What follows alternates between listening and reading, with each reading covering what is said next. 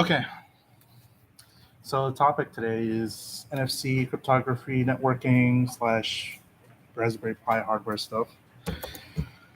So first of all, we should cover what NFC really is.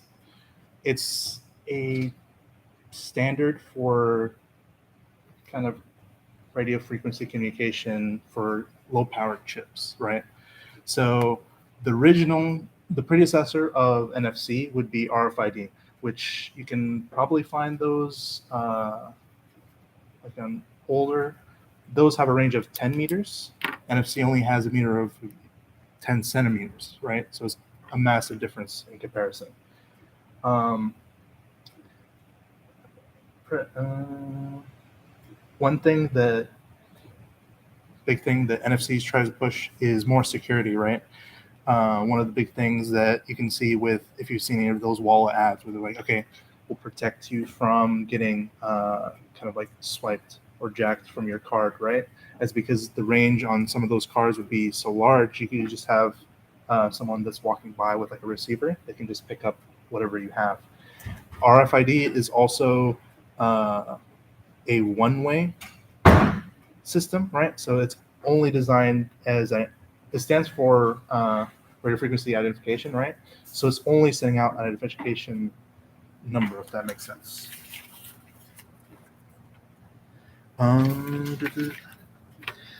You might ask, yeah, I've given you all these small NFC chips, right? Um, how's it powered? It's powered basically from the electromagnetic field that's generated from the reader, right? So it takes that energy, transfers it, and since it's so low power, a lot of systems just use passive NFC. There is active NFC, there's active RFID, but we'll be focused on passive in this case. As you can see in the diagram, right, you have the antenna, the processor, and the memory. That's all that it does. And the processor is already it's less of a processor's integrated circuit, does all the thinking. Everything is just done by that. And the way the reader communicates with the chip is pre-programmed, right? So it's kind of like command in, it'll do this with whatever data. Are there any questions? Okay. So NFC standards, right? I talked about the tags that you have are NTAG 215, right? That's the most common because of how standardized they are and their applications for big companies. So like Nintendo uses those for amiibos, right? Which are just kind of like a character you can put into your game using our NFC. So you kind of scan over your console and it'll pull it in, right? But there's multiple standards. They're not all super altogether, right? You can find smart cards that's the same technology, but a whole different implementation of it. There are different standards of how to encapsulate data, right? How do we transfer that data from the tag to the reader, right? And I have these links. Let me slideshow. I'll drop these links below and go in a little bit about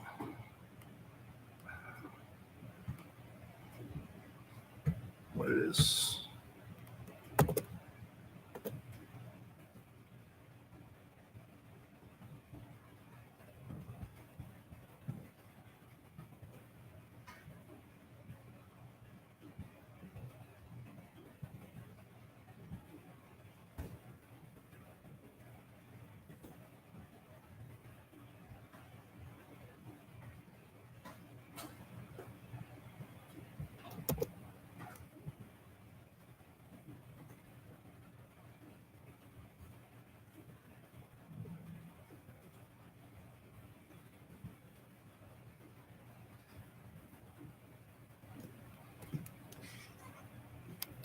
So this is the way kind of standards are formed is you have this kind of forum of exchange, and generally out of those forum exchange you get these kind of big technical specification documents, right? This document is pretty massive, 25 pages, right, of just straight specifications for the NFC chips, right? What we're interested in is NDEF, which is one of the ways you can transfer data encapsulated in an NFC tag, right? If you go down, there's a bunch of other stuff here, right? I think it's in the beginning part where it's about NFC NDEF message, right? How they encapsulate it. So it's kind of have this block format. Recording chunks. I think I have it actually. Presentation, I have a picture here. So this is kind of how, let me zoom in.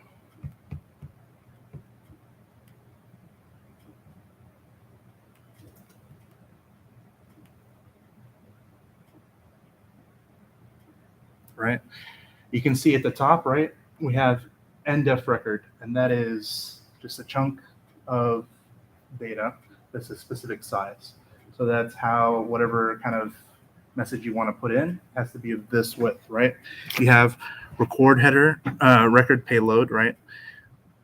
This record header contains all the information regarding what is in the record payload, right? In this instance, everything that you want to pass, you also have to know the length of, how big is it, and just generally, just so you can know when the message ends, right? You'll have an end block, but that's not how NFC wants it. That's not how if you scan your tag, it'll want it. If it doesn't get that kind of pre-sized, some of these are optional, right? But generally you want to keep them all in, right? This is also another documentation, right? It's kind of the same with general specifications in the wild. Every organization might have a different document that has different information, slightly different, but they'll all have kind of the same overarching message. They'll present it to you in different ways. One might be more up to date, so it might have extra features in it than the other, right? So this also talks about bit 7. There's how it's stored, length of the payload ID. This is more, if you want to go really in depth, you can kind of just read through the document. I recommend reading the other document first because it does talk about these block links.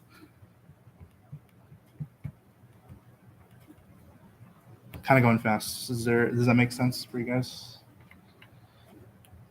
Okay, so now if you downloaded the app, right, you can open it.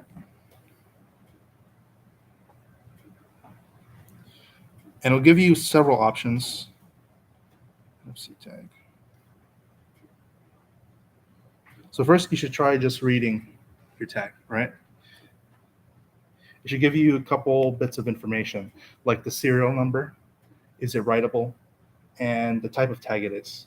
So it doesn't tell you that this is a NTAG 215, right? It's just telling you that it follows the ISO specification for NFC tags, right? And then if you go down, so I'll have the same thing. If you go to other, and then read/edit memory, you don't need to use it, but just it's a paid feature. You don't have to use it, but it'll show you more of the in-depth details. So you can see at the top, address 0, address 1, address 2, 02, 04, and then what is inside in that data, right? You can kind of explore exactly what the definition is in the specification. I can't remember where it is.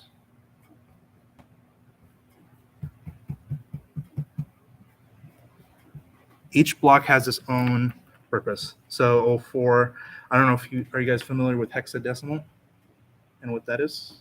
Is anyone unfamiliar with hexadecimal is? Okay, hexadecimal. So everything in your computer is stored in bits, right? Zeros and ones, right?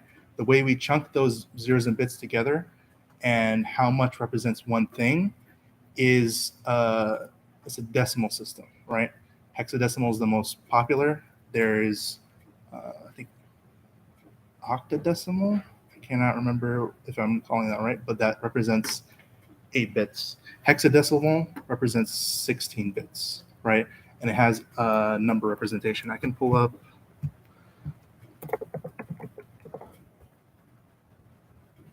small.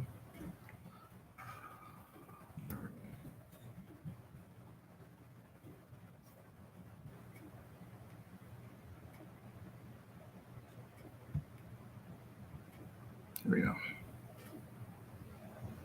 So you can see on the left. Can you guys see that? Or?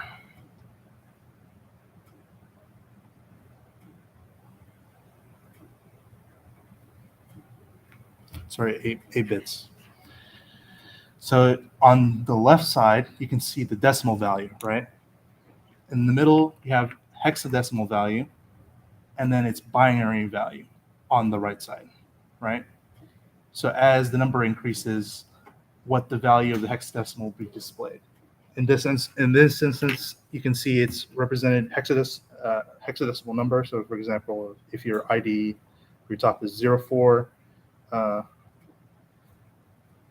047A D026, each of those is considered a block, and that's considered a block of binary value, right? And you're assigning it hexadecimal value. So that's how you can know what's inside, right?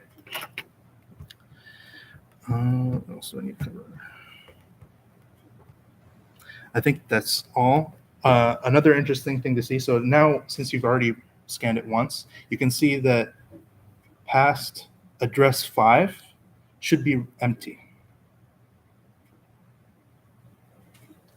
If you guys can see that, right? So now if you go back and then you say right. So the way the app is set up, it makes those NDEF definitions for you. So all you have to do is press add a record, and then you can add any type of record you want. I'd recommend adding a text. And then I'd put a lot of the same. So just put like one number like 15 times in there, right? Just so you can see how it's being stored in the tag. So I'll put like 999 a couple times.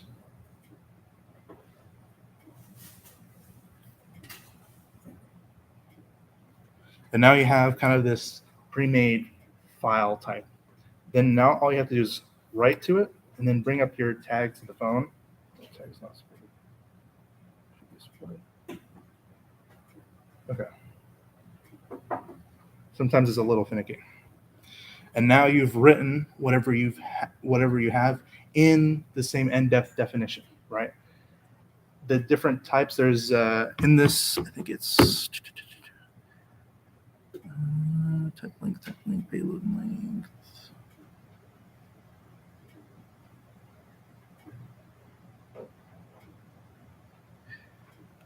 Type name format, short record.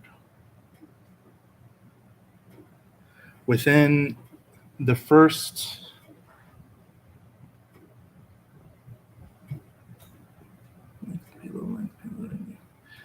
this first bit is stored the information that is related to, byte, stored all the information related to what kind of message it is. So when you add a record, it gives you all these other options: URL, text, application, Bitcoin if you want to do that. Now that you've written, you can also go back and read using read/edit memory. And you should be able to see your value being stored, right?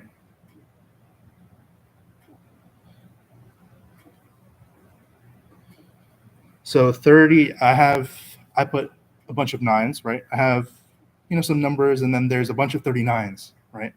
That's the representation in binary bits for 2 9s together, essentially. So that's how that kind of works. Any questions related to that? Do we need to be able to scan it for the business? Oh no, that is for the cryptography part. If my phone doesn't have that scanner, Okay. Might be a dumb question. Which app do you use? NFC tools. Should be a yellow icon. Orange icon.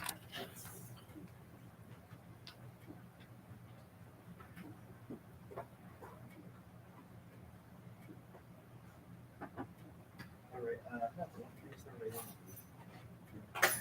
So you have to find where you're on your phone is the tag region, right? Since it has to be very close. You have to be right at wherever the spot is. All right. It should be on the back side. You have an iPhone? No, it's I thought I believe they put it in the upper left. oh here. Yes. And then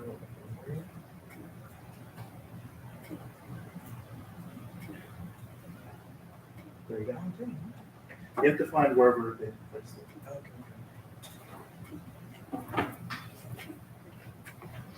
Any other questions? So if you want to mess around with that, you can also, iPhone, I know only supports, to my understanding, they might have changed it since iOS released last time I checked, but they only support opening addresses. So you can put an address in there. So if you select right tab record URL/URI, right? You can put that into your chip, and then when you bring it up to your phone, it'll automatically open up whatever website. Some services, they'll like basically kind of charge you to kind of do this because they have to do the web hosting. And since you can't pass contact information directly, you can kind of save contact on a web page, right? And then they download the contact from the web page. And that's an easy way. You kind of want to create kind of a UI experience with users. For Android, I do believe they have extra features you can implement. Another interesting thing is, I think, Home, iPhone Home can use tags, right? So you can set up a tag with kind of automation. And the idea is to say you want to open a garage, right? You have this stuck on your wall, and all you have to do is bring up your phone to it. It'll automatically run whatever automation system you're trying to run. I'm not familiar what the Android side of that might be, but that is kind of the dream of NFC, that you kind of have this interactive experience rather than an only digital one. some sort of like potential like malware or somebody trying to do something malicious or something like this, and scan it, and it gets malware on your system. Is that Theoretically, could yes. that potentially be a thing? Yes. But since it's physical, it's a lot harder to do that kind of thing, right? Even for companies, it's very hard to implement these because you have to order them in a specific way. So to say, if I want to make posters, right, and I want them all to redirect to my website, right? I'm going to want to lock the data in the tag, right? So that nobody else can just come up and go, okay, I'm going to write to your tag. I'm going to redirect to another website. It's kind of has that physical barrier, since you can't. I don't know if someone could send you a tag in the mail, right? And then you accidentally scan it, and then now you've basically redirected your browser to an exploit, and then they get you that way. But rather rare. The one thing about physical stuff is that it's really hard to do, right? Unless you're very important. Then I guess however much you vet the value of you being hacked is worth, right? For the average user, it's very low, right? Some Facebook data, maybe get the credit card, right? For other companies, say you work in you work for Microsoft, right? And you work with the source code. Now, if they hack you, they can kind of get access to the source code, and then they can kind of attack other people as well with that source, using source code, finding vulnerabilities and such. If that makes sense. Any other questions?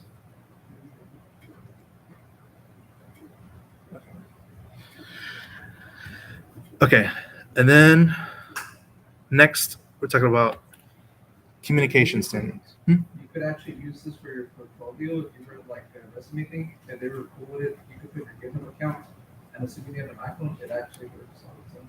Mm-hmm. That's just what I was talking about. Kind of like you can URL anything, but I kind of wish they had the implementation where you could pass a contact on, but it doesn't have that. I have a good idea. How about can we make a workshop over just resumes? Oh, that's coming further on. Further later. Awesome. Thanks.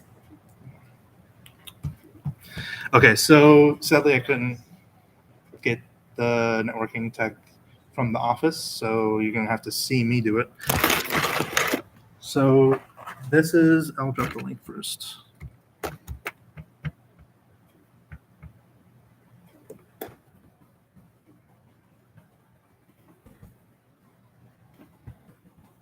This is the GitHub link to the library that we're gonna try to use for this project. It's all mainly a lot of these NFC projects that are kind of just bare bones, get the data from the tag, are all written in Python, but C will give us more control.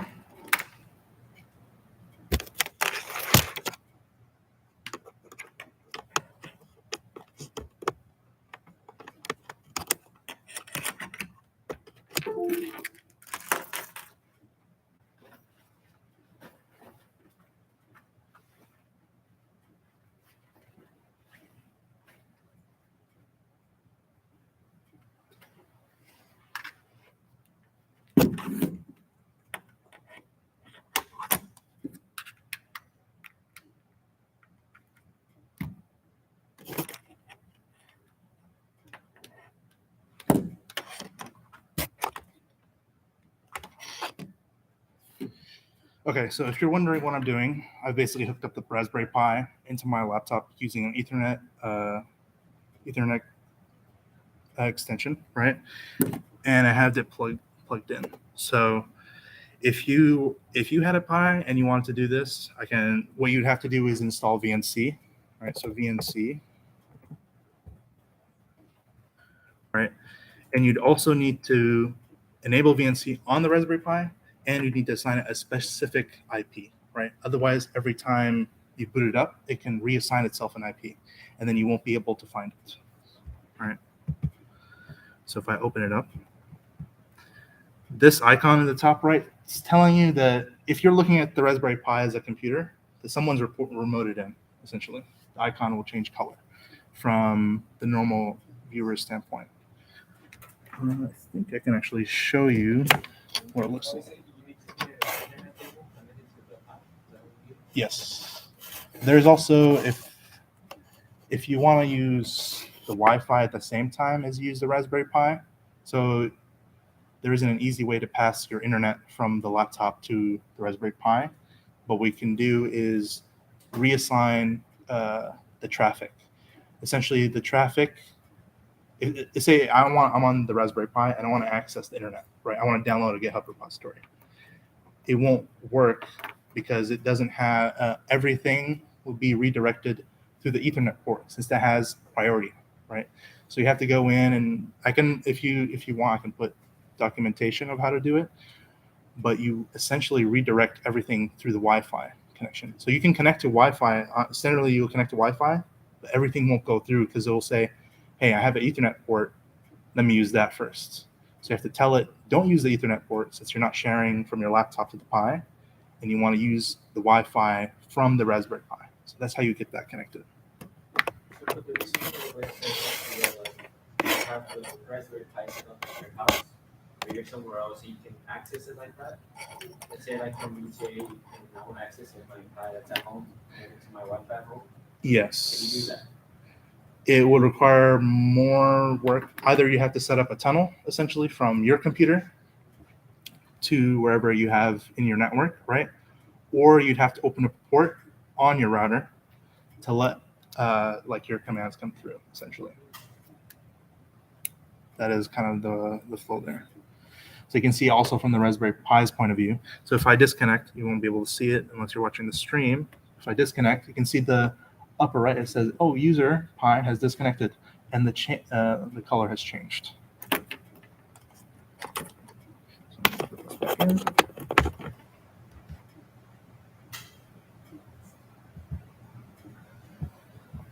If you're wondering how how to do some of the IP configuration, right? If you go up here, I think it's right click, panel settings. Oh, sorry. Wireless. So you'll select the Ethernet port, right, that you're using, and then you have to assign it an IP. I've manually assigned it using command line, or you can use it from here. Command line is generally just, you can do like if config, you select whatever the name is. So for here it'd be WLAN, WLAN. Ethernet 0 is like LAN 0. You have to, if you want, contact me. Otherwise, I don't see a purpose for making the documentation. So here, let me open up where we have the files. You can see I have the PN532 library installed over there. It's in the bottom right, second to last, right here. So if I CD into that, these are the kind of base files of how all the logic works, right? And then if you CD into the examples,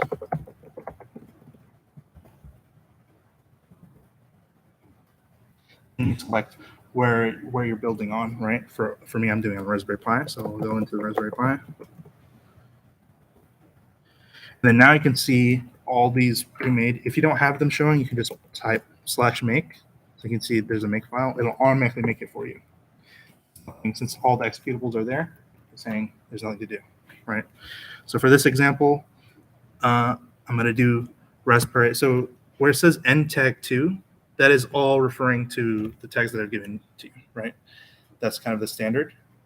NTAG2, there's NTAG2, generally is NTAG2 2XX, right? So the X can be interchangeable, and that the number behind 2 is related to the size, right? So there are larger, I think this is 502 kilobytes, I think, on here.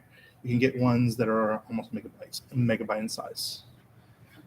So all I have to do is / Wi-Fi dump, and then so that's what I'm doing in tag, right? And it'll search for your reader and writer, right? Now, essentially, since I'm telling it I want to run the dump version, I want everything to be dumped out of the card. So now I'm just going to put the card onto the reader, and it's just going to spit out everything that's in there, right? So you can see this is the same data you can get from the app that you have, right? But it's just pulled in. So you can see here all these 39,999, 39,39. In hexadecimal, that's a representation for nines together, right? So any questions about that? What is each one of those, like on the left side it starts with 1, on the way to 1, what is each one supposed to represent? That is the address, right? So each block has an address number related to it. So if you go into, So this has 104 addresses. actually, I think it has more. I think I pulled it before I finished reading.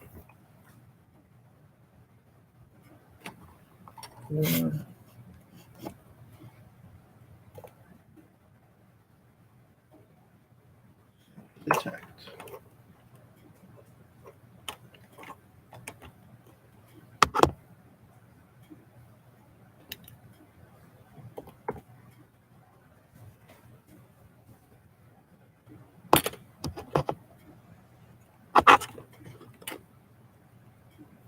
Let me restart.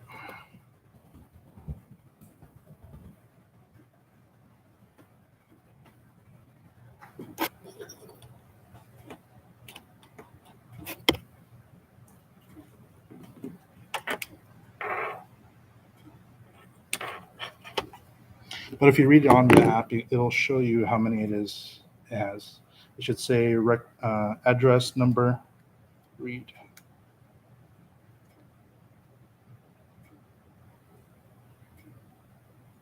Sorry, there's a lot of different phrasing of how it is, right? This one has 135 pages, 4 bytes each. So that is the number. So if I can get this to reconnect.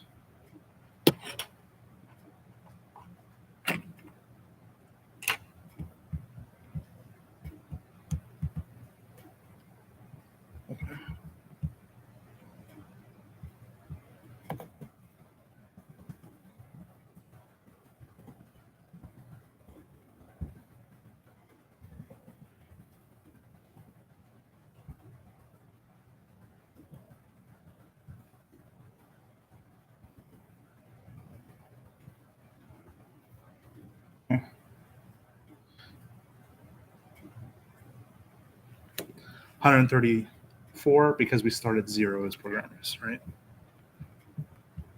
Yes, yeah. So that's that side of that. Any questions related to this? If you guys, I can show you some of the code as well on GitHub.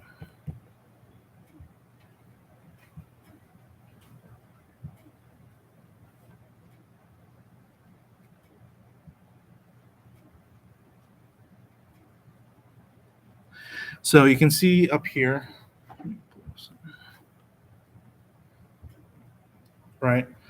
Here is kind of the comment out whatever you're not doing. So this is the communication standard that you're using between the reader and the Raspberry Pi. So there's SPI, I2C, and UART, right? This is these functions are all defined in the larger scope of this project. But if you see here, while one, you have a while loop, and then so this is looking for checking for communication with the reader and writer, right? And then once it's reader and writer, sorry, up top here is the reader and writer, right? Down here is it's checking to see if you have that UID, which is going to be the first, I believe,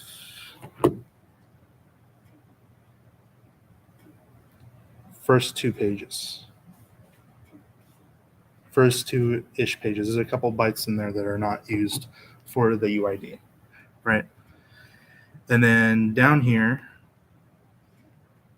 you have your error checking, right? And then here is you're pulling the data, right? So you have a buffer, and it reads in, is telling, hey, reader writer, give me this page and come back, essentially, right? And then it's writing each of those blocks. Here they have it as blocks, pages that can be either or. It's just whichever term you want to use.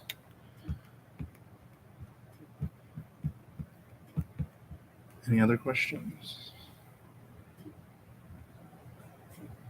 Okay. So SPI, I2C, we're not going to really go very in depth into that. That's a whole nother conversation.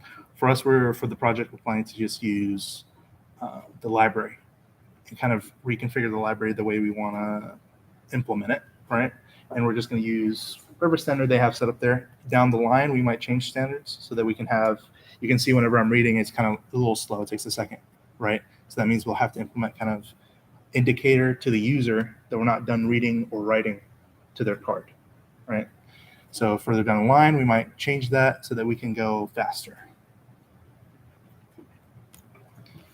Any questions before I move on? No. Cryptography. Cryptography on the internet is basically the most important thing that lets computers function the way we understand them at the current moment, right?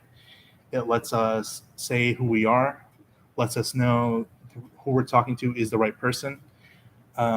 Since everything on a computer is digital, everybody can have the same file, right? So you could literally have this 2 computers, they're exactly the same, theoretically exactly the same, right? And they have all the data inside, and they're both pretending to be the same person. So this is cryptography is one way of looking at that. It's also the part of information security, right? How do you pass information securely? How do you know that what you're getting is from the right person? Is kind of another thing about cryptography, technically, right? The answer exists. It's kind of this, did we discover it or did it already exist kind of question, right? In theory, if you had enough time, you can crack any of the cryptography. It's essentially just a math equation, except it's really hard to crack, right? It's on scales of, depending on what standard you're using, it could be on scales of Earth's complex, right? How much people like to say Rubik's cubes, they have more possible states than think it's grains of sand on all the beaches in all of the earth, right? You're kind of dealing with this massive numbers, and the scale is just too big to crack. That's what we kind of rely on. You can just say that. Just check the maps of each other, the screen's fine. Oh, the screen's one? The screen, yeah.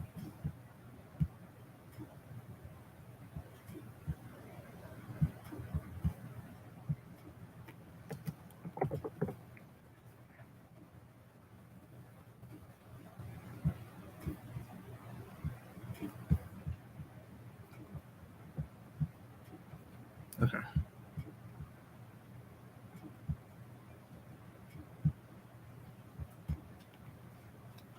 Any questions about cryptography before we go more in depth?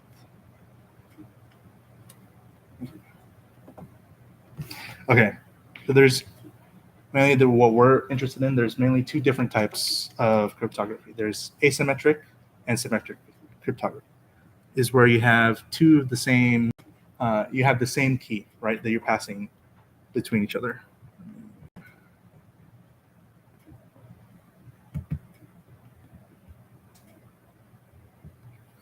You can see at the top here, you have the same key as the secret key, right? And then down here, you have a private key and a public key. The problem with symmetric encryption, right, is that you have to somehow get your private key to the other person across the internet, right? How are you going to be able to get a private key if securely without it being read, right? Anybody that has this private key can kind of essentially decrypt your ciphertext, right? In asymmetric encryption, you're going to have two halves are part of one whole, right? So whatever the private key does, the private key can't reverse. I mean, it can reverse the play. You need the public key to put it back, right? So the two halves of each other. Does that make sense? Is that? I don't know if anything you want to explain more. If we're to ask. Okay. Surprised you don't have any questions about the keys. How do those work? Okay. So we'll start off with hashing, right? In certain classes, you'll cover hashing. They'll call hash map, right? Is where you take, for example, IDs, and you make a hash out of those IDs, right? And then you assign it to a number. Essentially, you're reducing, in some cases reducing, sometimes increasing your kind of number range, right? For let's say 10-character name, right? You have however many combinatorics way of combining those. That's a big number of names, right? Hash maps let you kind of assign those to a key. So you just search the key, then you can easily find where it is, right? For a lot of people, you just enter search, right? You're like, oh, let me search for it, right? The computer still has to look for it. When you're entering search into File Explorer, your computer essentially has to check every single file. Goes all the way down, checks each single one, it goes inside. There is some kind of tricks in it, but it's not very complex, right? You can kind of think of it as a fingerprint, right? You take some kind of data, and then you produce this fingerprint that's related to this data, right? The important part is that if you change anything in the data, the hash value will change, right? So you can see at the bottom, common hashing functions, right? SHA, which stands for Secure Hashing Algorithm, right?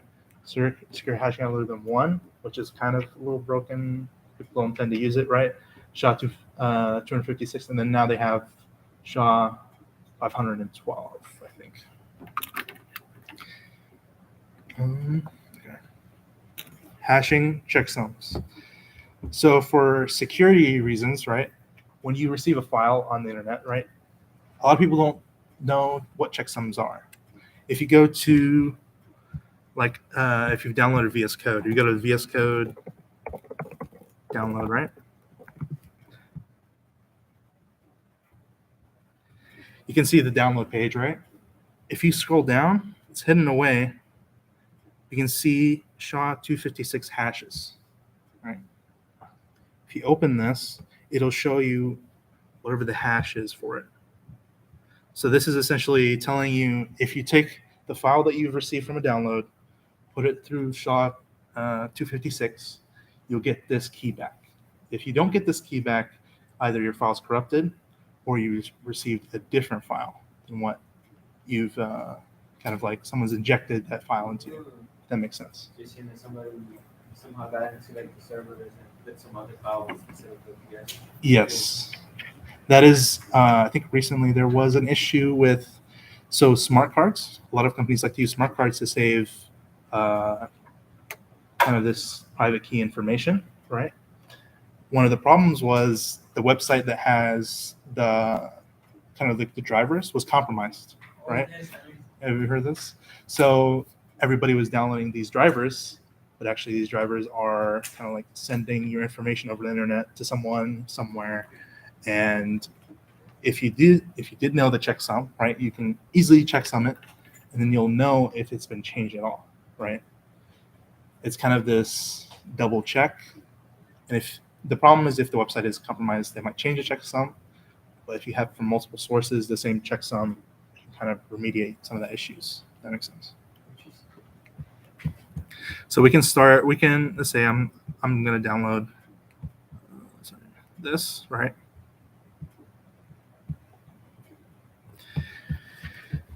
Let me pull this up. So I have two commands. One is for Windows and one is for Mac, right? So if you're on Windows, this is the command. So in this case, we're not going to use SHA-1 since they give you a SHA-256 hash, right? We're going to use SHA-256. So if I take, say, a terminal, open a PowerShell, just for the sake of convenience, I'll just copy this.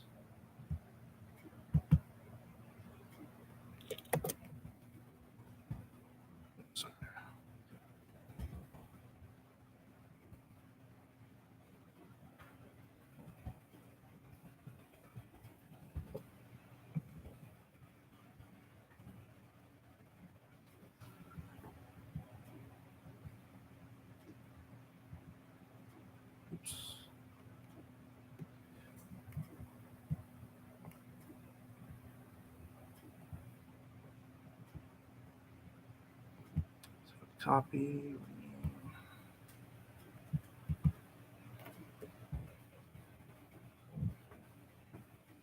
I need to cd into that. So type ls again.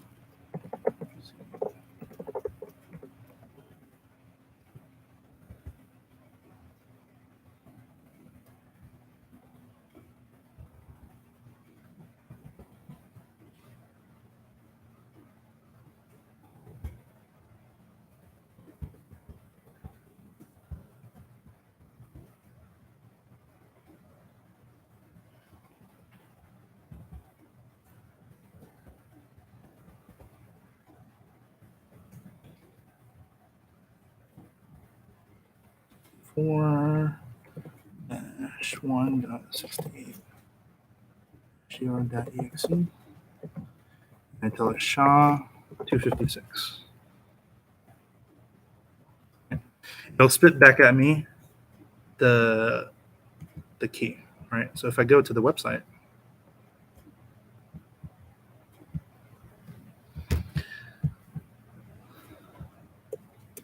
I can copy this, and then it's refined, right? I download the Windows user install, right? How do you know this is not? Let me show you an example of trying to run this. So if I cd here and then go cd into desktop.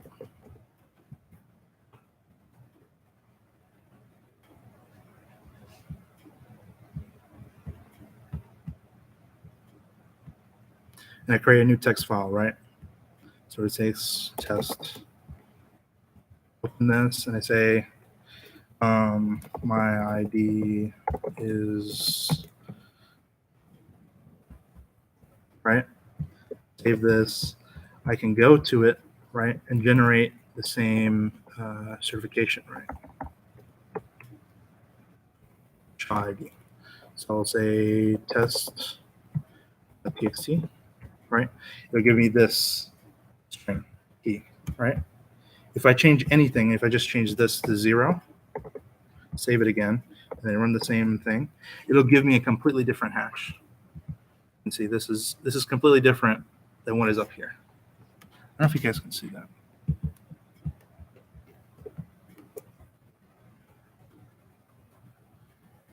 This is the first hash. This is the second hash. And just changing one little thing about the file makes the whole hash completely different. That's something very important when talking about security. Any questions?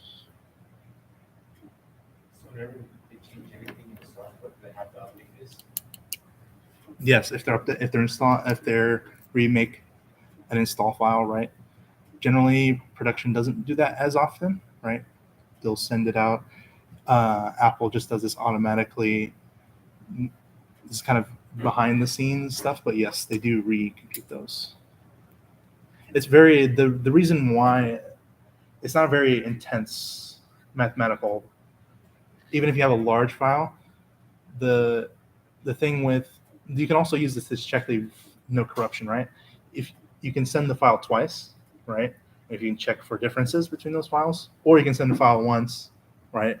Send a small one, let's say have big source code, right? You send it to someone, you make a hash file, a hash key for that. They can use that hash key to check that they've received it all. There's no corruption, right? That's one of those things that also want to think about.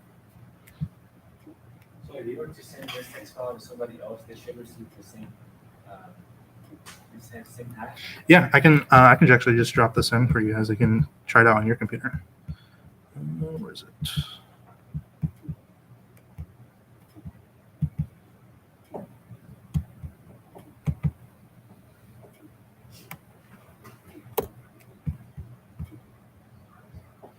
And then let's say I edit this. And I think I changed this first one.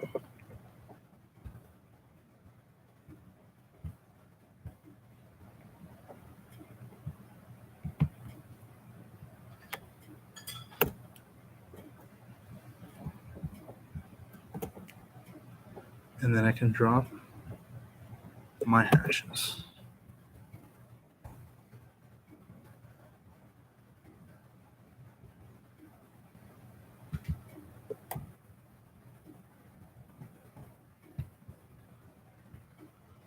You guys want to go ahead and try that?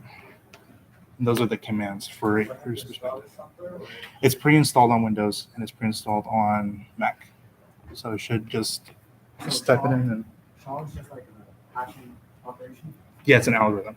So it just takes the data from the file and it kind of it breaks into chunks, and then based on the value in those chunks, it adds values to the key. I mean the value that it generates essentially, and it just does that through a whole file. Very, very simple.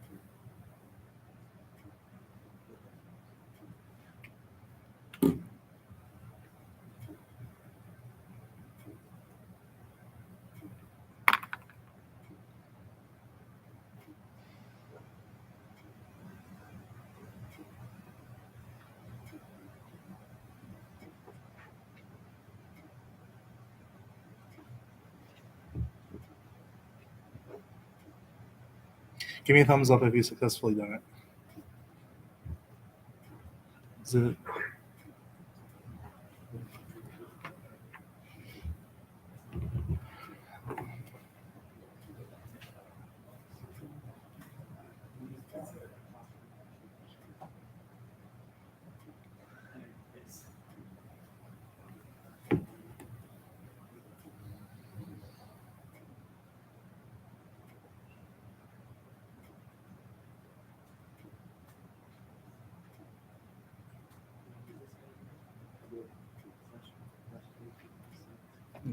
You having trouble?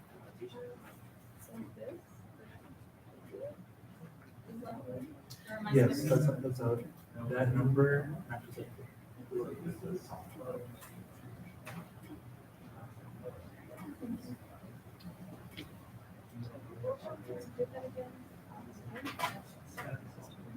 Okay, did you download the text file? Oh, it's text. I put it on Discord. Oh, you did? So if you go to Discord, right, there should be a thread, and you can copy any of them, either of these. You just press download.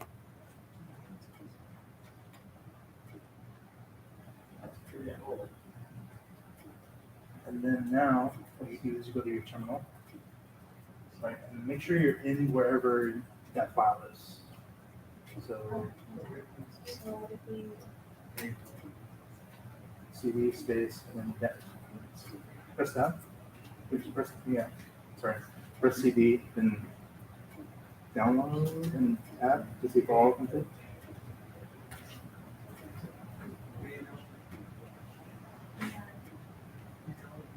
And then since we're in downloads, now all you have to do is run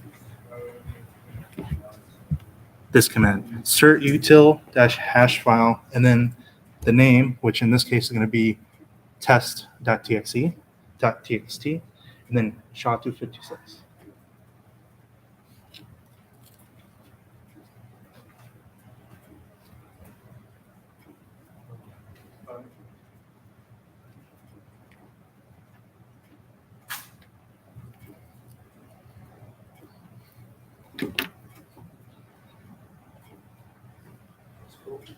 You got it to work? Just wait until everybody gets a chance to.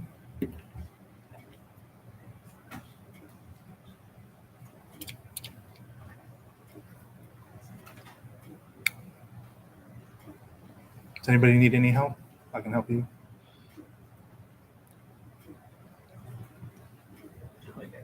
You got it?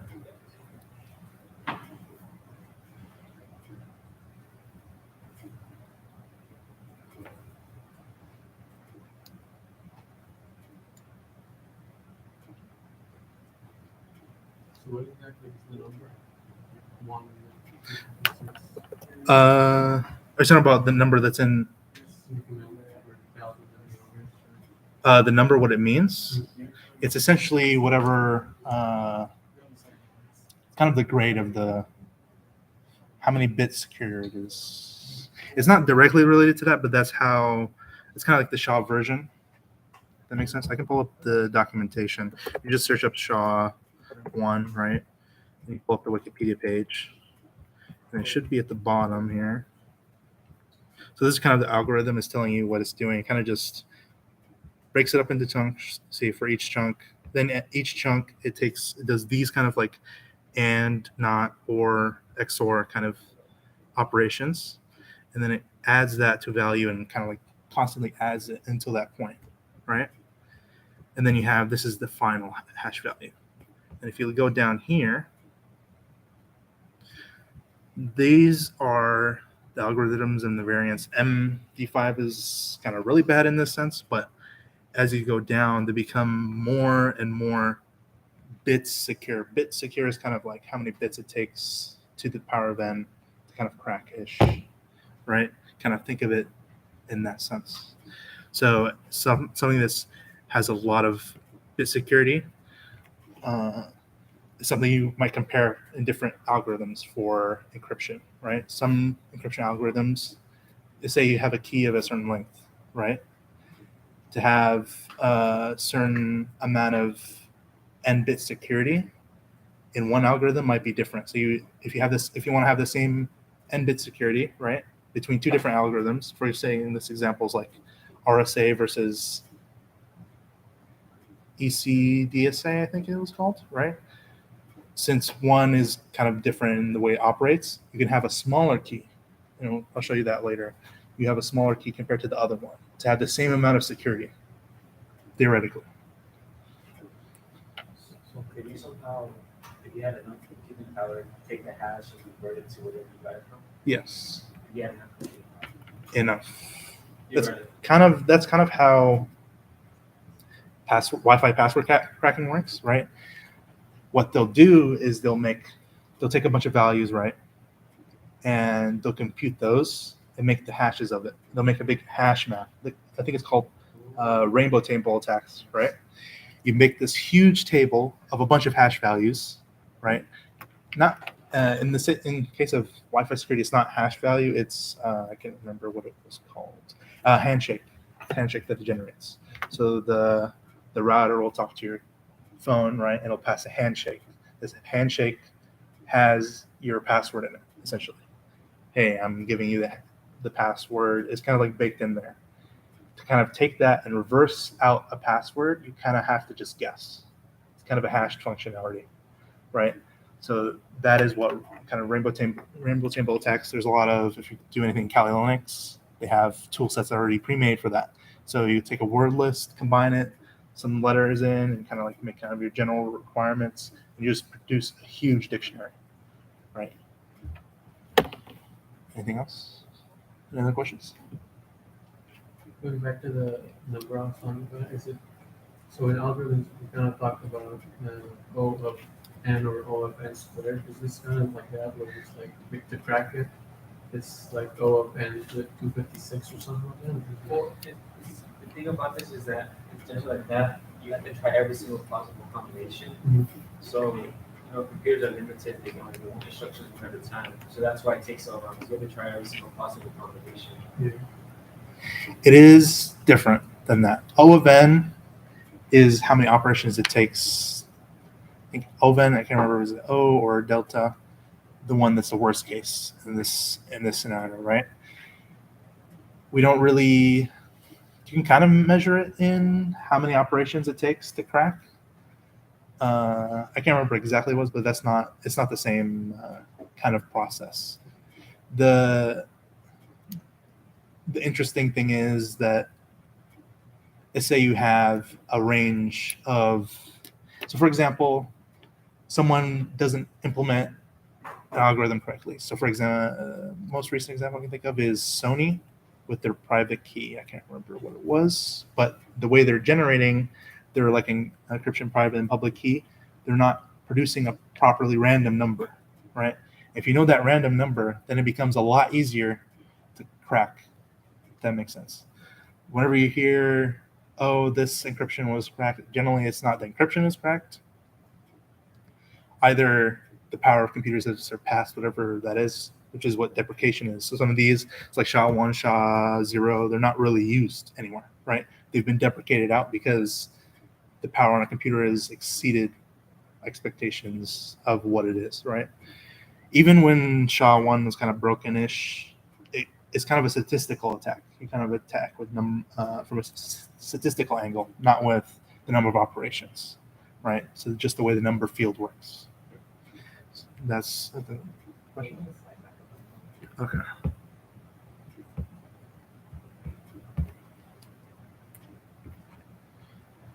Any other questions?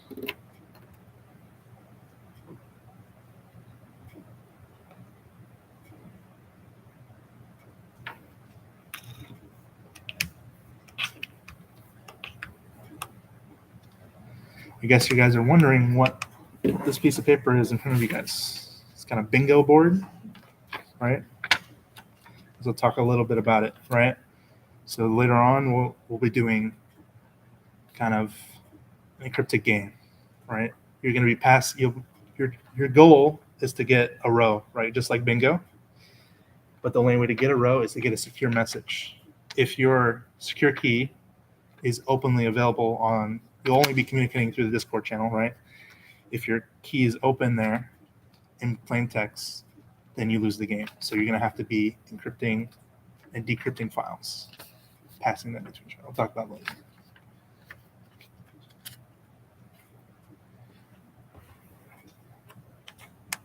Is everybody done?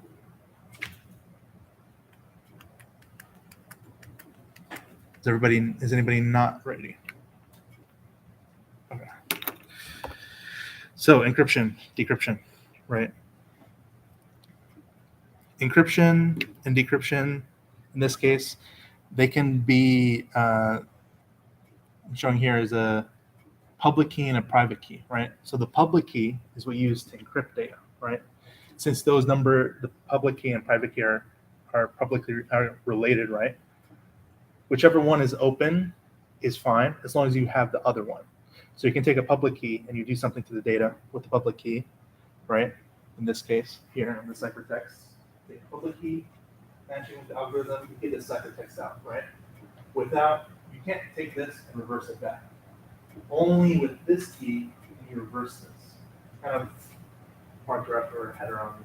It's even hard for me to wrap my head a couple times. But with this, then you can get the plain text. So whichever key is public isn't a problem. It's just one has to be private. In symmetric encryption, these are both the same. Does it make sense?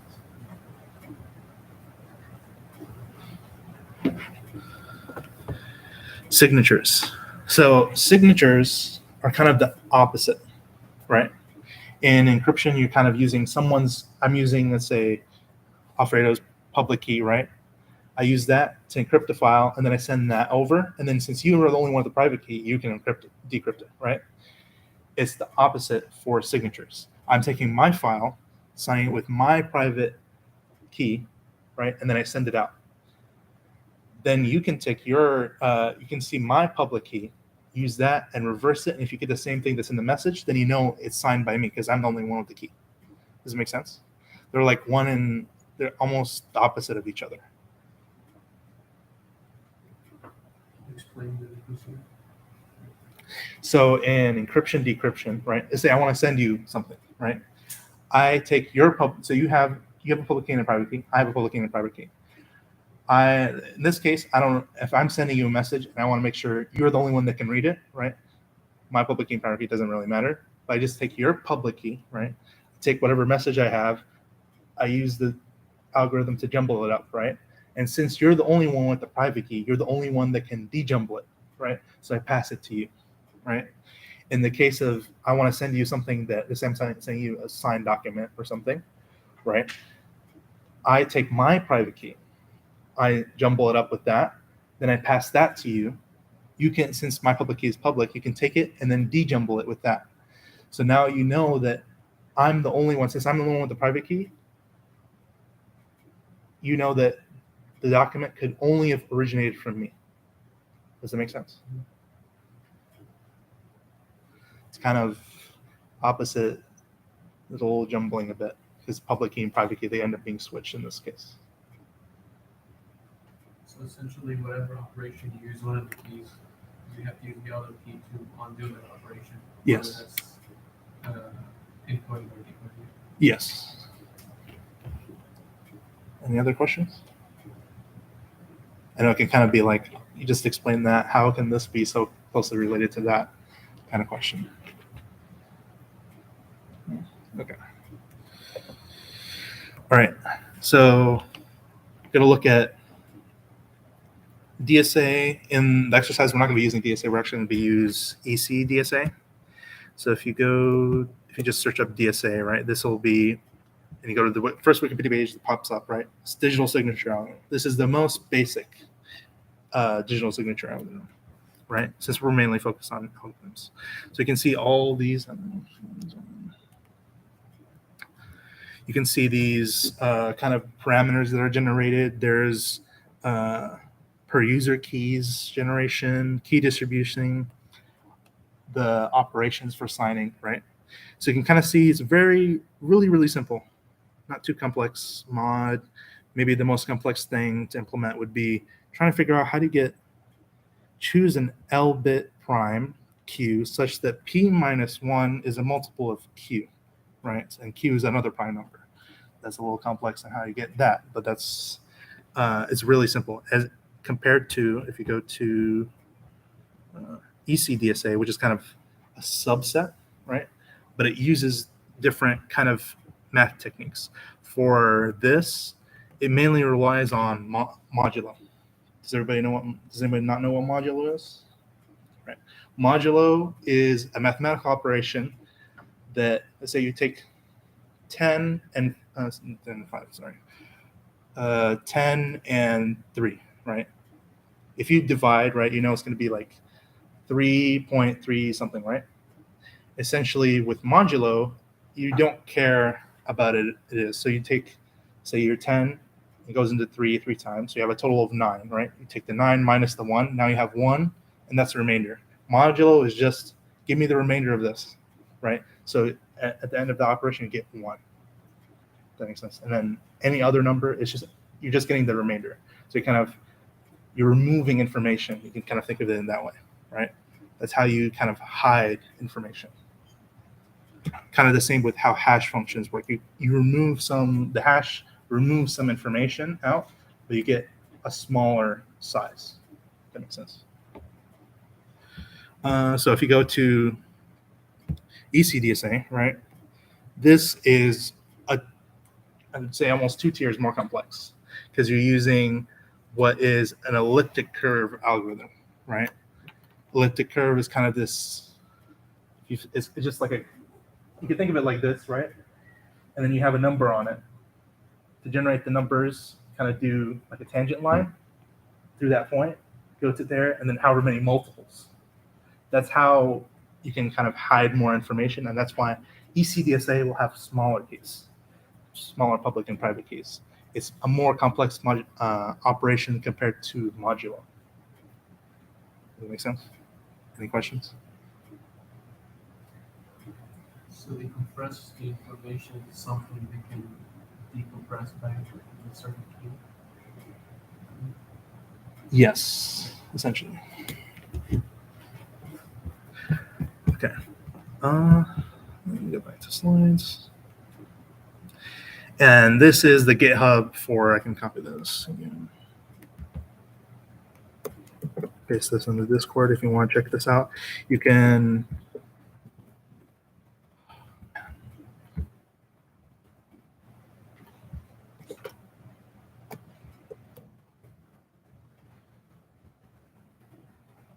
go through, you can actually see some of the work that's being done behind it, right? So if you go to Cypher, and you can go down, there's a bunch of different ciphers, techniques, and such.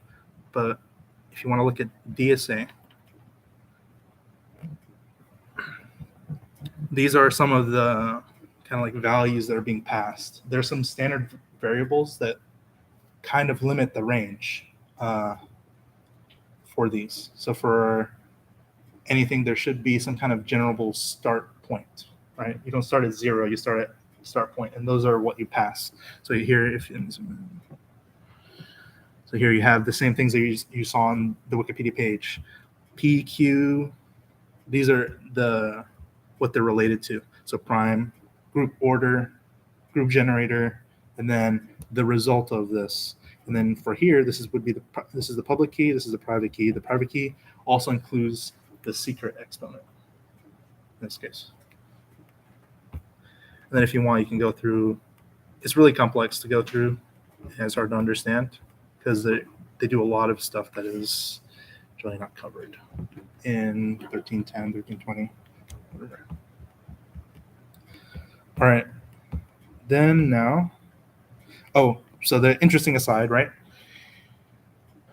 If you want to look further into it, Computer Files has a bunch of really good videos about kind of cryptography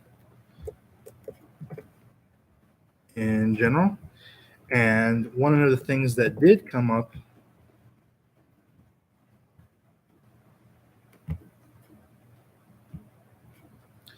is what happens in the case when we think something has a backdoor, right? So the NSA was really pushing this standard, I think it was called EC. It's the same algorithm, but they set certain starting points, right? So the variables that they start at were very specific. He was like, you cannot change these. In the general algorithm, you can change them. But the way they wanted a lot of US companies and kind of like pushing companies to use it is you start with these values and we'll give you this kind of special certification and like some money, essentially, right? And then with Snowden's leak, it kind of looks even more suspicious since the money is kind of passing in a special way. It looks really weird from the outside, right? The problem with kind of proving that it has a backdoor is that we don't know what the backdoor is, right? To know the backdoor, it's kind of this kind of deriving question, right? You start with the secret, and then you derive some of the variables that you want to start with. It's hard to go from the variables to whatever the secret is that is the backdoor, right? That is something interesting to kind of think about in general. Huh? It's possible. It's possible because of like statistics and looking at it, and I think the video will explain it a lot better than any way I could. So if you're interested in that, I'd really recommend watching it. All right. So now we're going to start with actually learning how to install GPG, right? So I'm going to drop this into the chat.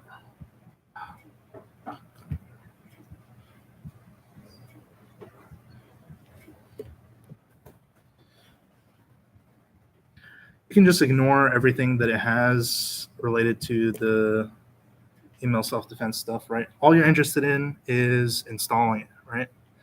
So here, just follow the instructions that it says for macOS. I didn't get to try it out, but it should work just fine. But for Windows, I did get to try it out. So can go to this site, right? And now you can also, since you also learned about hash checking integrity, right? You can see this check integrity button, right? If you open this, it'll show you some of the signature certificate information. That's whenever you have something that's signed. Let's say you download something from the internet. Generally, it's signed by a company, right? You download VS Code is signed by Microsoft, or just in general, right? Then if you can go down here, then they also have SHA-1 and SHA-256 checksums.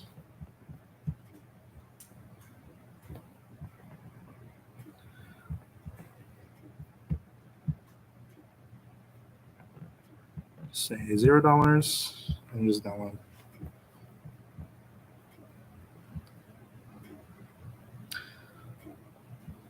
And since this is like a security piece of code, right? They do encourage you to check the integrity, right? Compared to a lot of other files, they're not going to say, "Hey, you should check your integrity." That's not something they'll do. So if I go here, right? Go to here. Say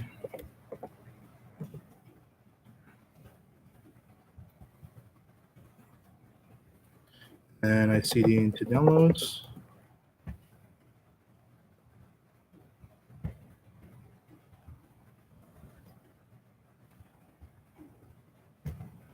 You can put the name of the executable in here.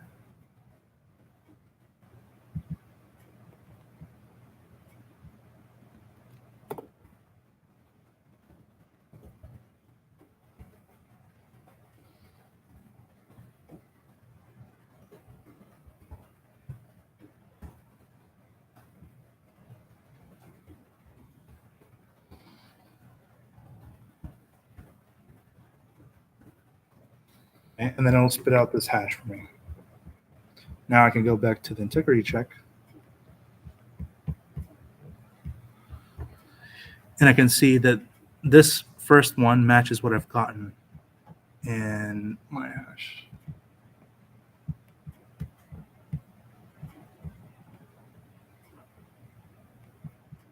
It's the same as this.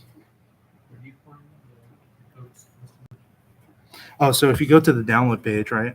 Once you've downloaded it, there should be a check and integrity button here. And it'll pull up the same thing. And you go down all the way here to the SHA songs. I use Brew. Oh, you cannot do that. Since Brew will do all that for you kind of ahead of the time. So I don't need to worry about this stuff. theory, you should be worried about it. Generally, whenever you do download stuff from big repositories, you should be careful, right? Doesn't mean the whole idea is that it's simple, right? You can probably if you really wanted to, you could go in and get since it's open source, you can see it on GitHub, right? you can compile it yourself, right? And if you want to double check. The like NPM, those kind of managers, they kind of do that in the back end for you. And then the way you trust them is you have kind of like an open, the way how the internet works with, I don't know if you know what SSL is. Secure. It's basically like a certificate given to a website to guarantee that, hey, this is the website that it is, right? So the same thing will occur for kind of these managers. They kind of operate as a website, kind of think of it, except they're only like a download interface. So whenever you go to NPM and you say, install this, it's going to whatever master server, and then it's like, hey, let me get this. And then it checks that whoever it's communicating with to is the master server. And then it'll say, oh, here, download this, and it'll pass whatever it is. That makes sense.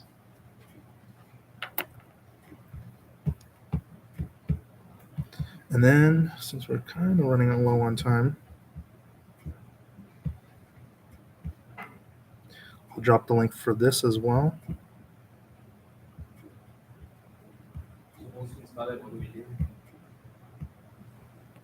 Oh, we're gonna generate our own keys using it, so you can kind of use it. So if you open the link that I dropped,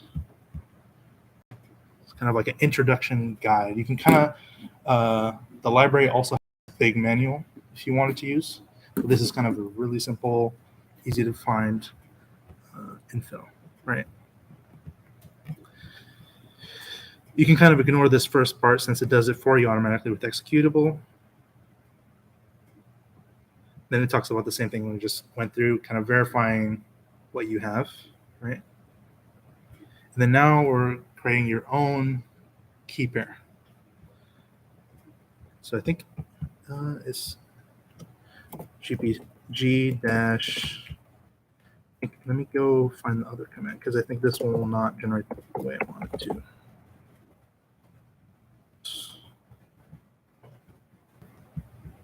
Oh, I didn't install.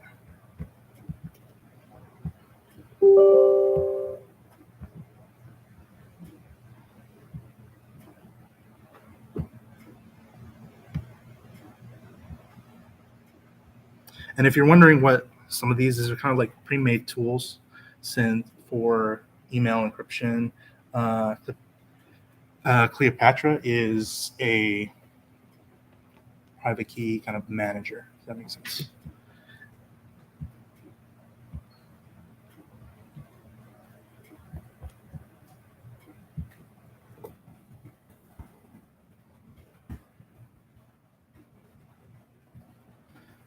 It's this command.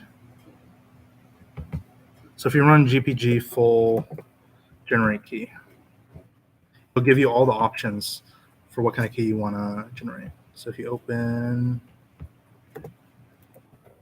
again,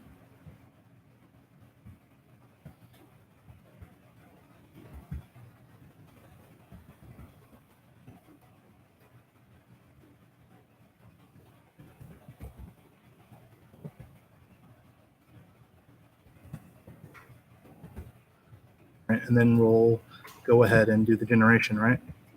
So the command is GPG --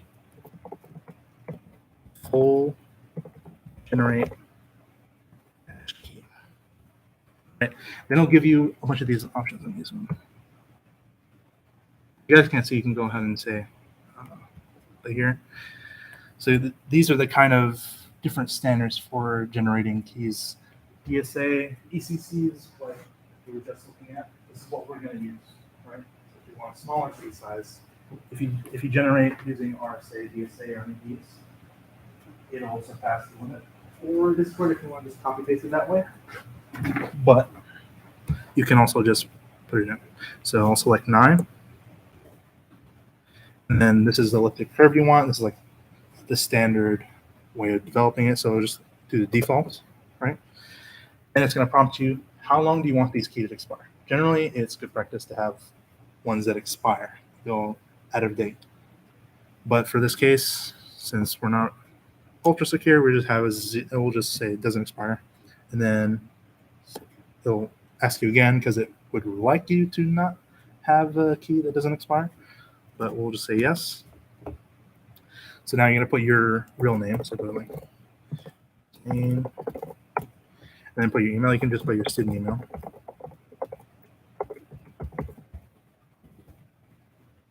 And then you don't need to comment. And press O. And now you need to create kind of a passphrase. This is just to keep your private key secure. So I'm going to put my super not secure passphrase. It can be anything. It'll scream at you. It'll scream at you if it's less than 8 characters, though. But you can put it in.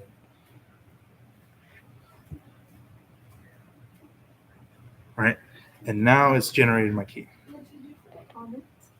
I just put no, just press enter. Just writing down which one is the ESA. ECC, so the default. Just do the default, whatever it says default.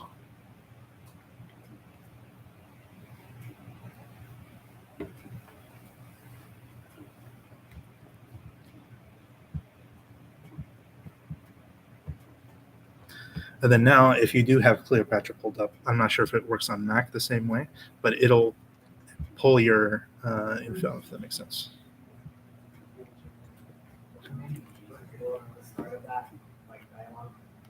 Oh, the command is gpg -- full - generate key. This one on the left here. Can you see that? Okay.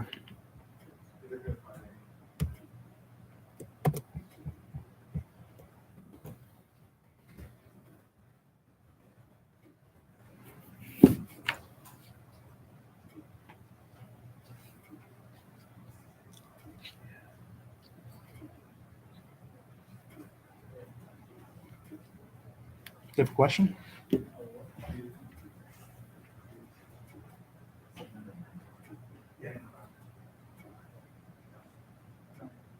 is the default. I'm just showing you that there's different standards there. Which directory do we go to? This, Have you installed it? yeah. Close the window. And then open it. Then try gpg - that version. Or you can just press enter actually. Since you have that. Okay, now it's working. The reason why you have to restart PowerShell or Ramprompt is because it needs to update environmental variables. When you open that terminal, it re-gets all the information from the OS, right? So if you look at the more manual instructions at the top, in the top here, you can see if you did follow and install MingGW for if you came to the last session, you had to do this environmental variable setup, right? You're essentially telling the computer, hey, if you're doing something, here's you're kind of adding, like, think of it as adding a new function to your computer to use, right? When you open PowerShell or command prompt, it gets those first and then it starts, right? If you change it while it's running, it'll just run the same way. It won't have added those extra environmental variables. It was just telling it, hey, if I run this command, I have a reference for that somewhere in the bin, if that makes sense. So that's why I have to restart it.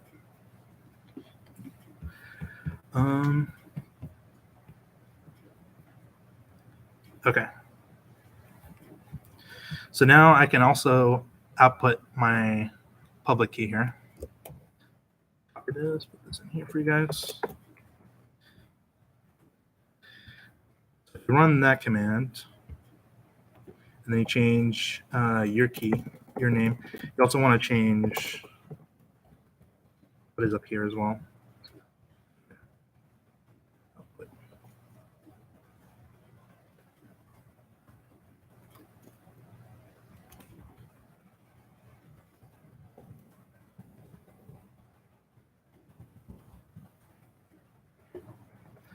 Now you should be able to see it. Now you see my key. And now if I go and open it,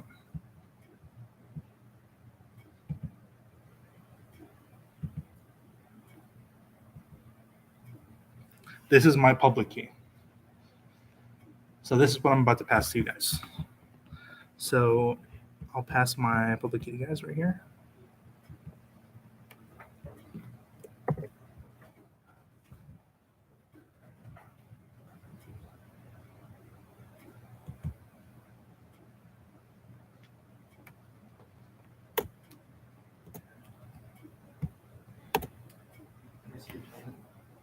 My terminal.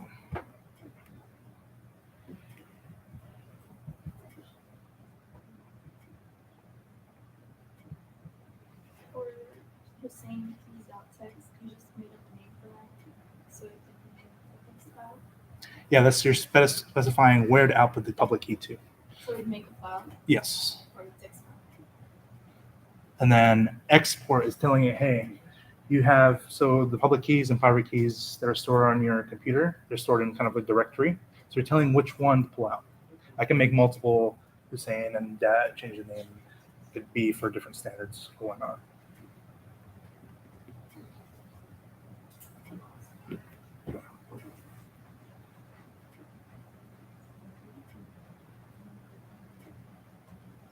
Oh, so whatever it says. Oh.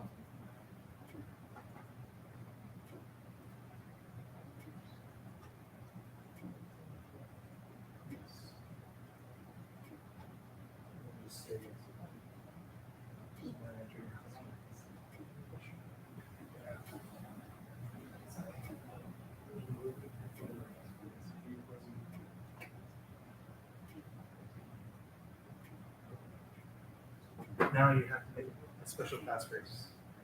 So this is kind of the way you encrypt your own private key on your computer. So make sure you're doing that. What is it? Now we're going to get to it. Yes. Would you put Oh, no, don't. I mean, you can if you want, but generally you want to keep your passkeys. So everybody can see. If I get all of your information on it, I'll just guess. But this morning if you did. Oh, no.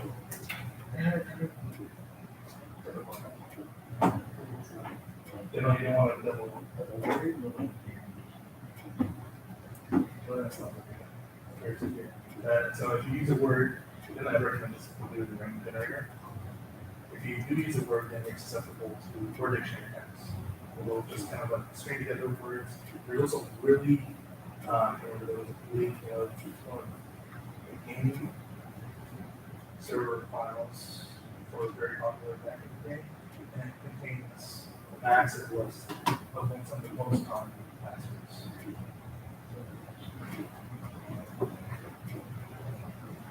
I mean, it's hard. It's just asking. This is some work or something here. It's not. You don't have that something like that unless you somehow leave all your data out of your computer.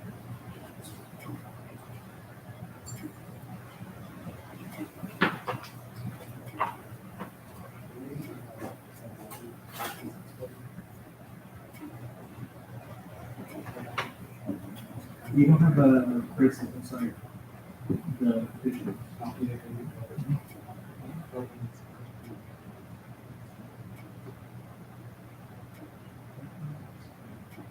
Is that the same when you check that out? When you created the call?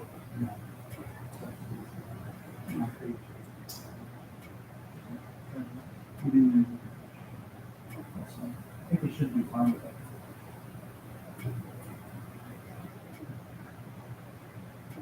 Any other questions?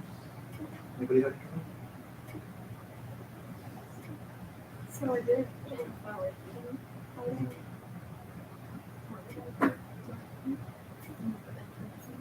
Oh, it's just a normal text box, so you can open it Oh, like the standard way. You open it. I don't remember what the command is for. Yeah. But if you just open it in your directory, you can open it. It's just a normal file. okay. Oh, open the text box. cover them? Yeah, can you send me? Yeah. Oh, yeah, yeah. Yeah. Can I have the name? If you're on the same directory as it.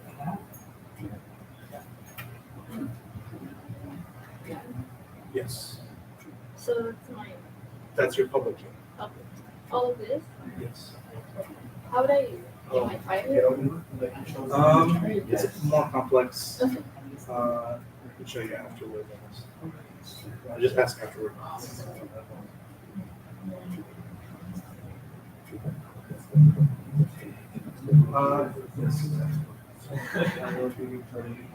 Confidential. The export has to be the same name that you made your private key of your private key server. And then I would change the text so they know which one. Since it'll be down. Okay.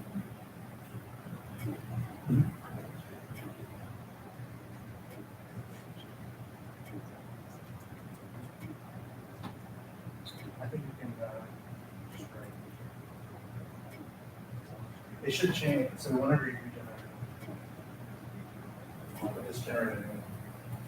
Because I'm not sure if it takes some of the data. It's that into so I'm not sure you can construct it. Anybody else having trouble? Good. Okay. So go ahead and download my public key.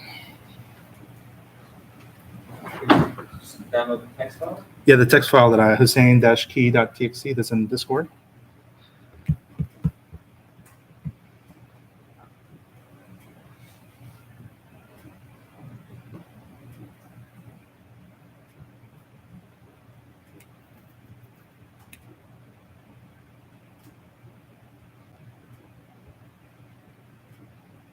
So I guess we'll start with signing files, right?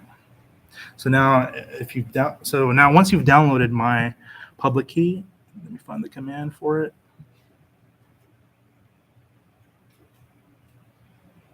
Here, this is the command to import. It'll pull it into the same directory that all your keys are stored. So you'll now have my public key stored with you.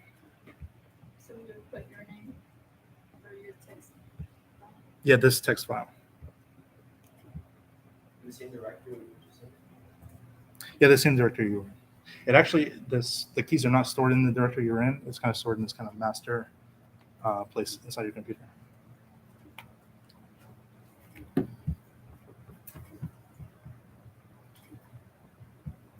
And then I'll make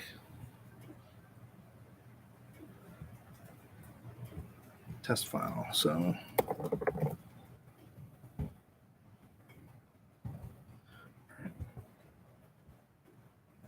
open this.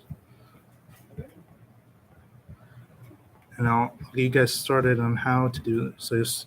So I have the standard here: name, major, favorite show, favorite movie, favorite colors, favorite snack, and then the secret you have, right? I don't have the secrets. I'm the free spot.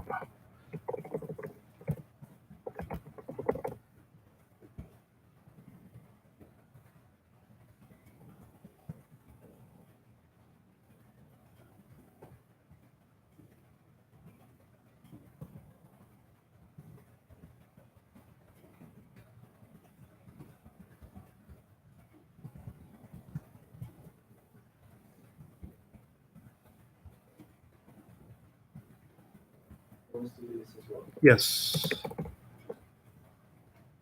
We call it our name dash info. Yes. You don't need to worry about last name. Everybody here has a unique first name, so you can just use your first name.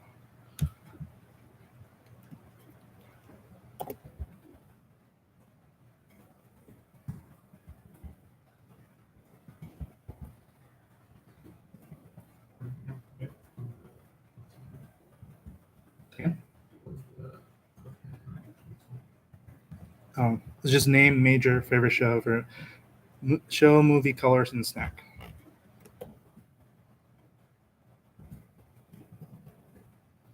And then if you have a secret.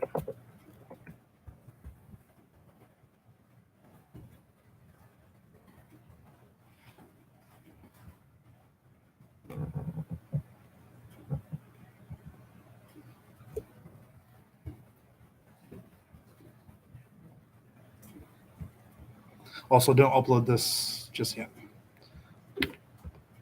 Now I have this saved, right?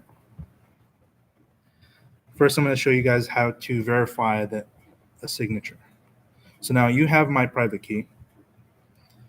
Now all I have to do is I need to generate my signature with my, sorry, y'all have my public key. I need to generate a signature with my private key. So the instructions to do that would be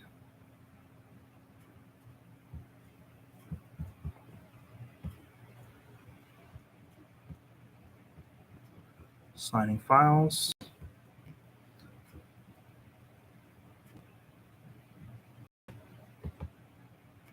I'm just going to use this.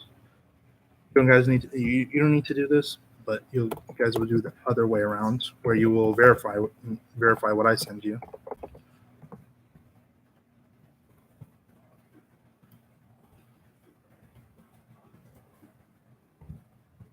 First sign is just telling it that put everything in the same file.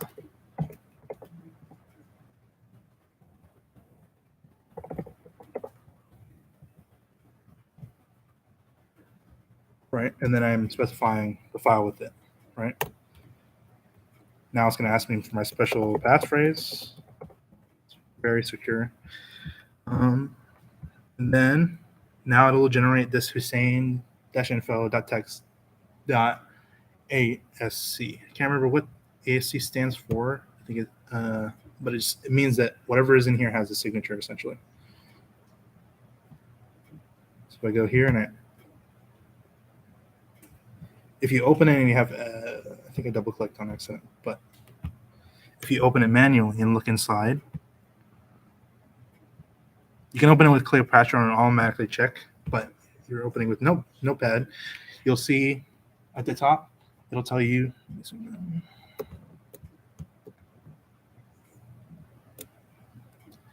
you can see the hash that is used.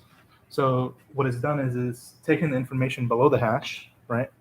Computed the hash, then used that hash plus my private key to make my signature, right?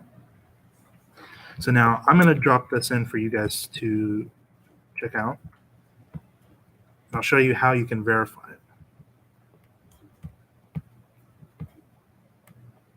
it. Right? I go ahead and download this file.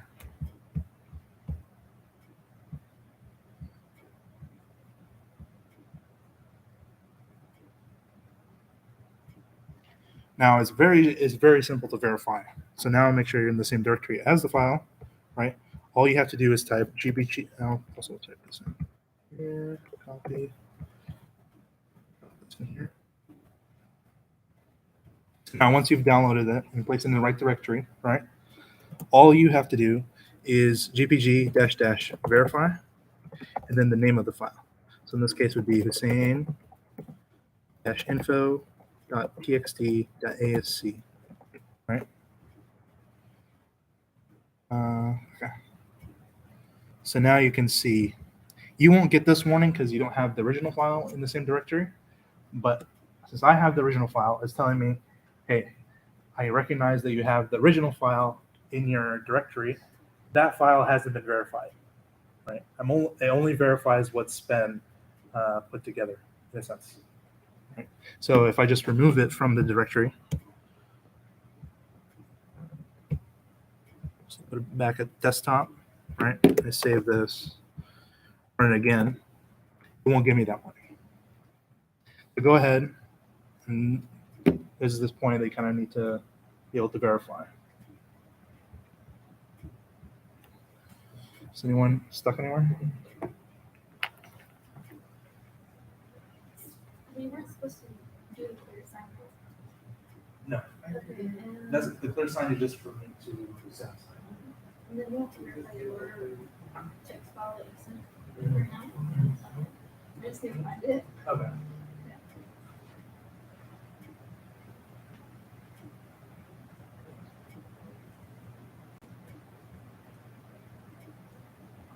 Yes. So now it's telling you that you download my public key. Right? Now the next step is to download this. So this is my info with my signature. Also, you can go ahead and download that. and then place it in the same directory that you're in. So now it's in downloads of the server. Now you run the same command for this group. So this gbg dash verify, then you change the name to the name of the file.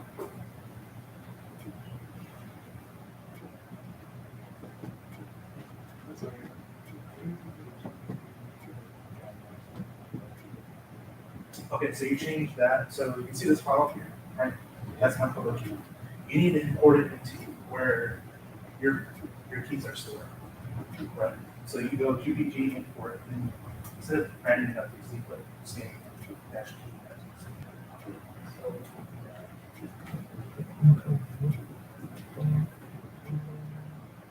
Yes. So essentially, this point is telling you, hey, look, this key checks out everything there. Same. This information? Oh, this is just for later. Yeah, that's one will be for the thing again. And your secret would be this. Okay, so now you've imported my key, right? So now you have my public key. Now you want to verify what I've sent is sent by me. So now you all you need to do is download this and run this, and then change the message on TXT to whatever the name of the file that you need to verify is. Is the file supposed to hold .txt, .asc, .txt? No, there should only be .txt. It's not sure about it. Just leave the last. No, I think it's something. Is that how it's downloaded? It downloaded like that for me too. Yeah, me too. Yeah. Just try running the command.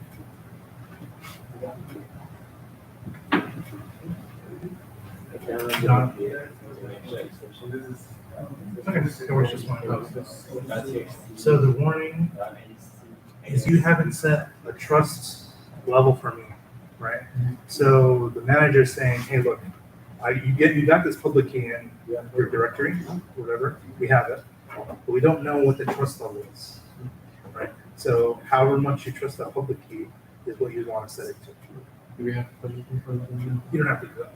If you really want to get into it, if you want to do public key and private key management yourself, then you would want to get into that. Someone else have a question?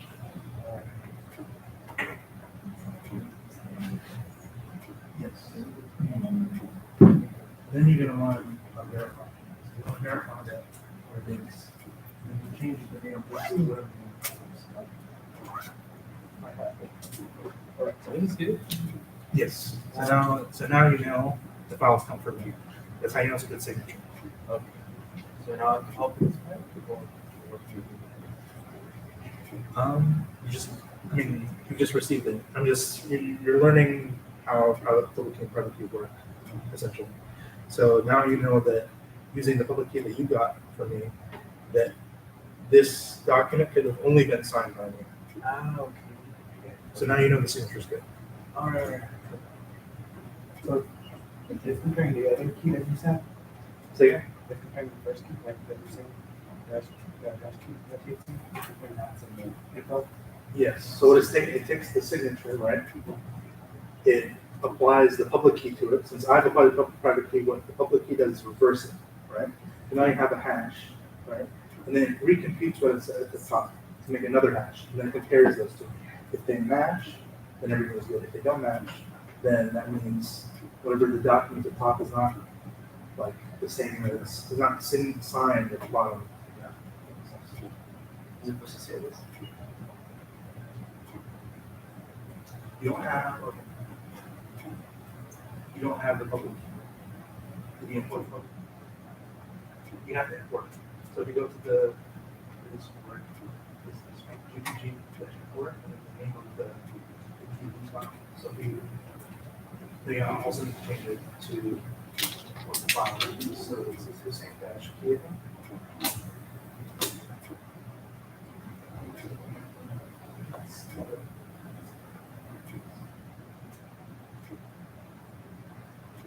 So now you've imported it. Now it's in your repertoire. And now you can check it next. Good signature.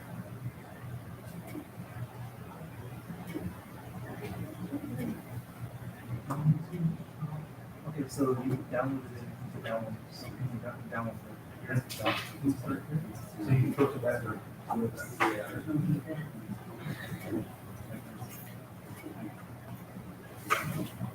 I'll call some, all the times.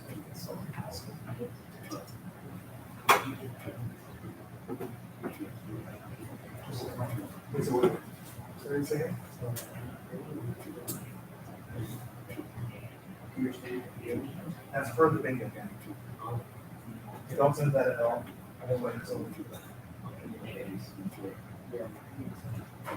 I have to go. I have a class at 3:30 and then I have to do something before that, so I didn't want to just get up and leave. So Okay, that's fine. Yeah.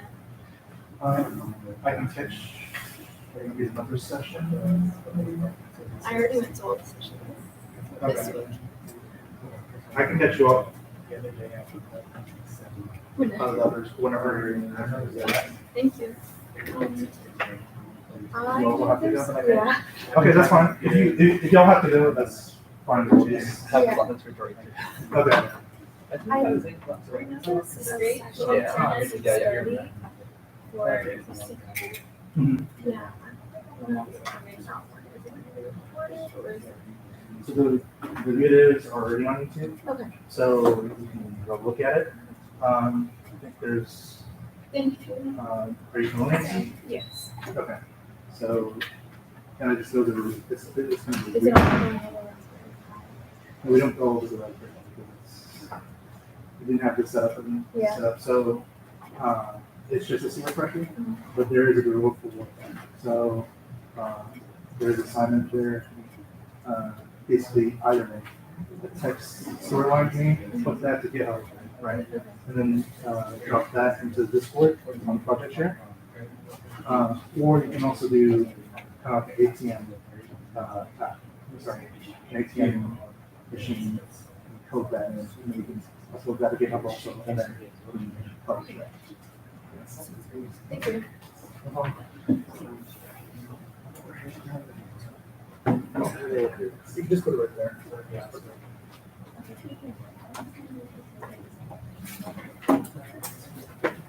Yeah, so that means you have to. So. Thank you. Oh, that's it. Yeah, so now, you know what it is, right? So all you have to do is now, so I import it and then change the screen. Okay.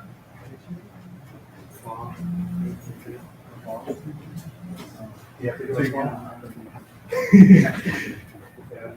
Sorry, I'm a little late, guys. So you said that all of this is being uploaded to YouTube, right? Yes. Yeah, then I can catch up. I was calling to figure out. If you have any other questions, the next session. Okay, well, no, I don't know if I'm struggling with it. What are these things where you start with like developing or you're still doing onboarding? Those two. Next week, we'll have, you have a kind of deliverable to start with, the ball rolling, not jumping. So, and then I'll have to go, I can do it, go on that, but it's kind of new deliverable. So, trying to get someone pushing it.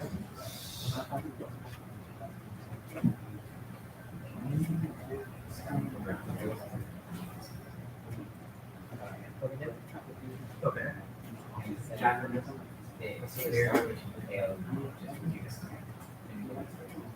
Can you run the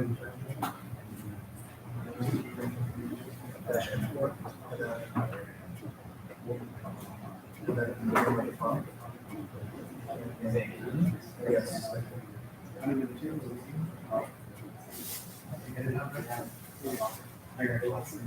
Okay. You made it easy. It was, I mean,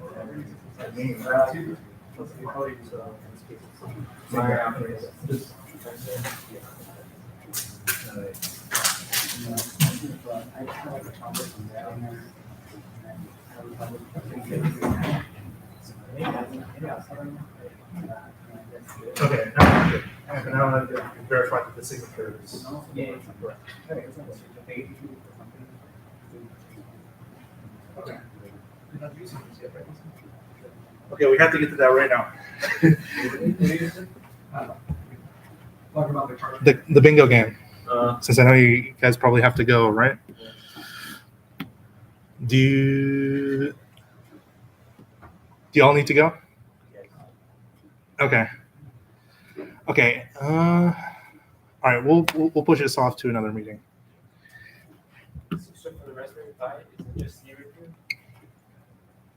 Yes, it's just C review.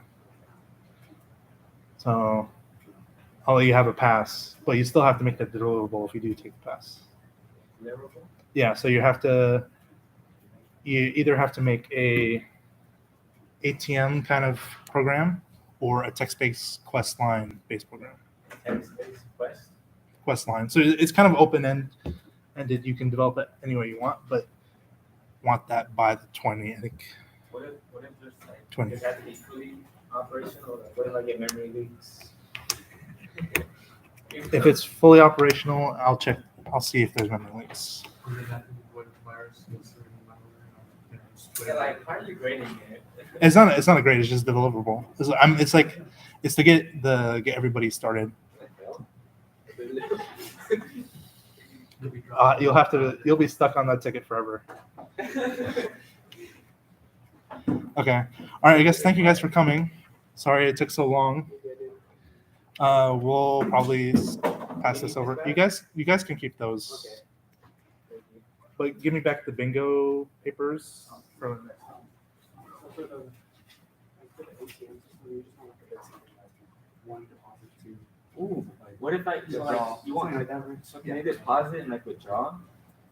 I have like a struct in my nucleus. If you want No, to deposit, strokes. it should be whatever you can do on the ATM. You should be able to do To withdraw. So you withdraw, deposit, check balance. Should I use basic as well? Oh, It's on Ask BC. okay, so does it like the user have to enter like an ID? If I didn't know you. And I That's did fine. something. Yeah, like does the user have to enter like some sort of like ID? Because you know ATM, you put your card in, scans your card. If you want, you can keep the tag. Already put my gift. Like you know ATM, you put your card in, right? Yes. So in this program, you have to enter like No, your card okay, ID, that's- like your card number. Yes. Okay. So enter. So there have to be some sort of like text with all like the information. Everything that you can do at ATM is included in it. So it's an open-ended ticket. Okay, so do you, what if I forget Enjoy something? yourself. Oh, like, There's no failing. I mean, like, You can't mess up, dude. Just have fun with it. I want to see that you're able to do something, and I want to see some of your code also. is it open source? Oh, this is a You can good make open one. source. Or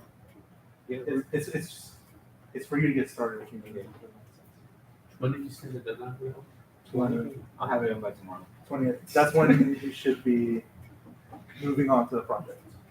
What if our tickets? So I was looking at the time. All the way Yeah, to this NFC tag keeps quickly. You will get tickets. I think China will assign you Just tickets close, for close. JavaScript beforehand. The basic, kind of the same as what I did. Basic.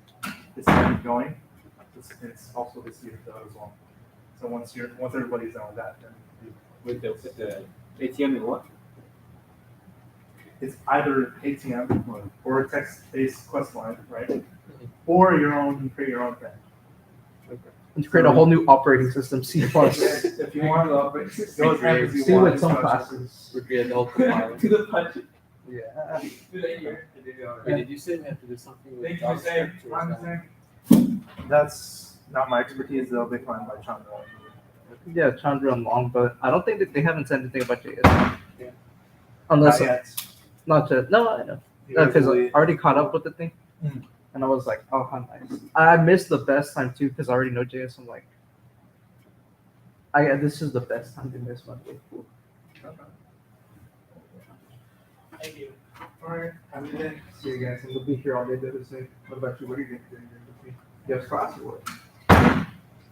Just gotta eat lunch. Go home, get lunch.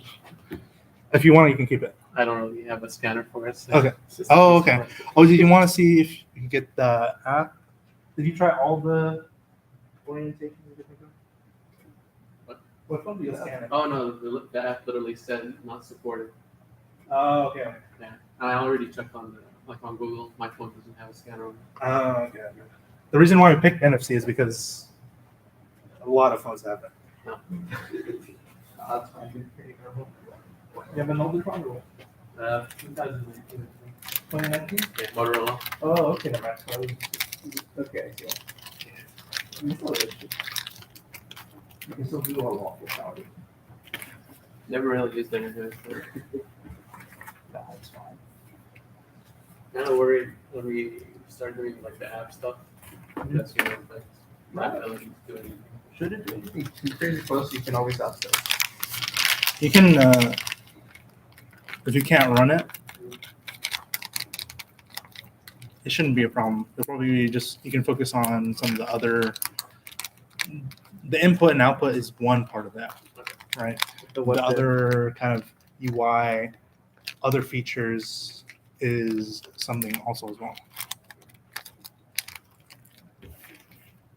I'm gonna build a Tesla with C again. Let's go. Well, never mind. Tesla use C++. See you. All right, see you.